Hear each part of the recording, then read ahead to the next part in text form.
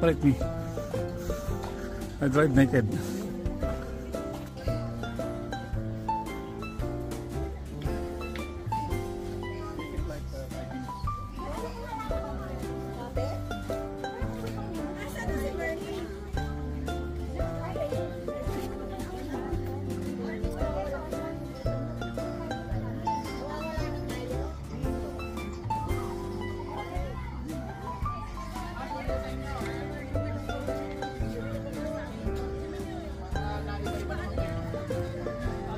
Balik na lang.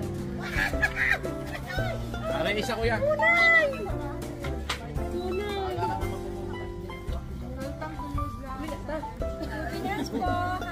Hello. Hello po, souvenirs, Bob Wallet.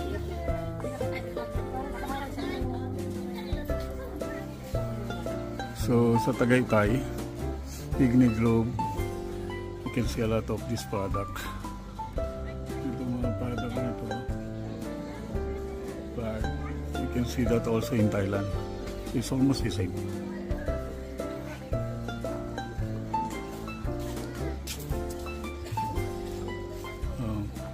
Then yung mga bag in Thailand, elephant.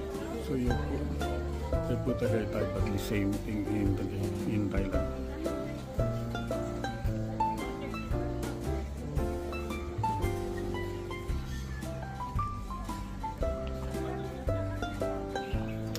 That's all bags.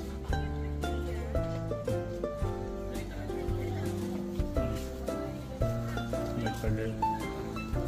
Same in Thailand, but they sell here also.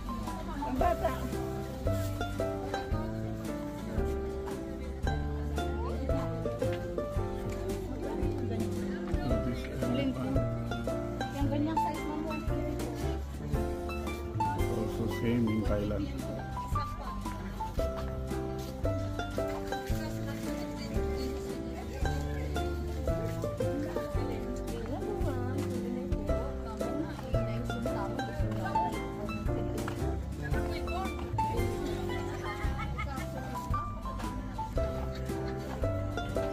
This one I like.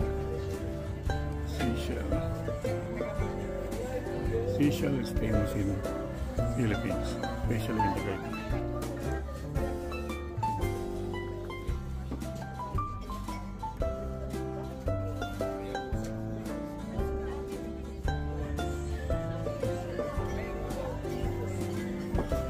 Seashell from Tagaytay. Next time they will hang their bones from Tagaytay.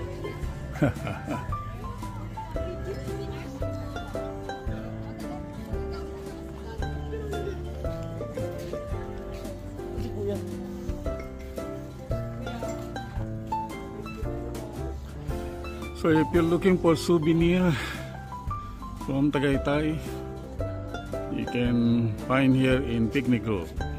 Marami kayong mabibiling souvenir dito sa Picnic Grove. Price wise, start from 100 pesos up.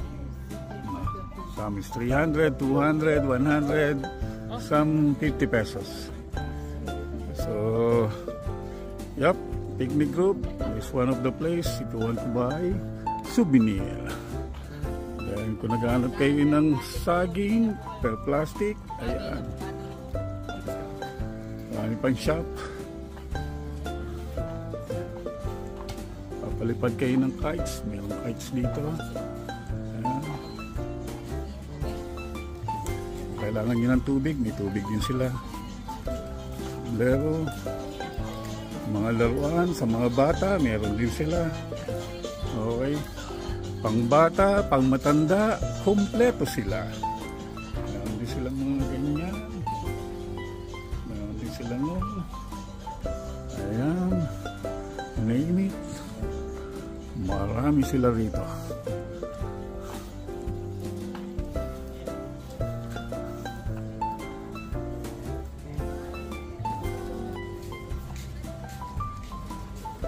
All the way hanggang dito ang mga shop. Shop dyan. Shop dito. Kung magbabayad kayo ng parking nyo, dito kayo magbabayad. Payment area. So sa picnic group, maraming parking.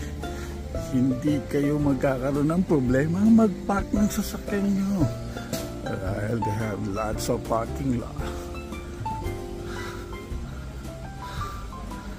I'm thinking to buy banana later from that lady.